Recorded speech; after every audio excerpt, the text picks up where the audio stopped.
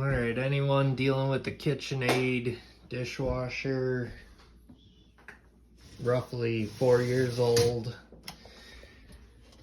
model and serial number there. It's got the clean out basket, which doesn't do a whole lot, which catches the heavy stuff.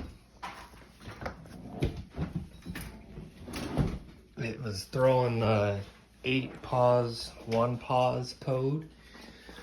So I pulled out the side pump right here, and we could see that it was packed full in there. You'll end up wanting to remove this other pump motor, wash motor, that sits up on top there. It just had 2 torque bolts. And what we pulled out was packed all around this pump housing. And when you pull this out, you can see that this spins. Inside there's got a fine screen, and that stuff was completely packed in and around there, causing it to back up, overflow into the drip tray.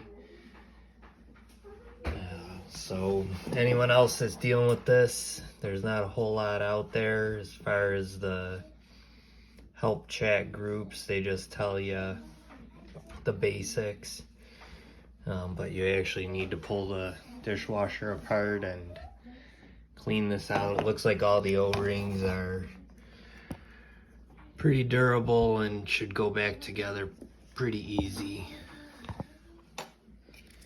Everything came apart pretty simple, so go ahead and clean it out and get back online. Have a good day.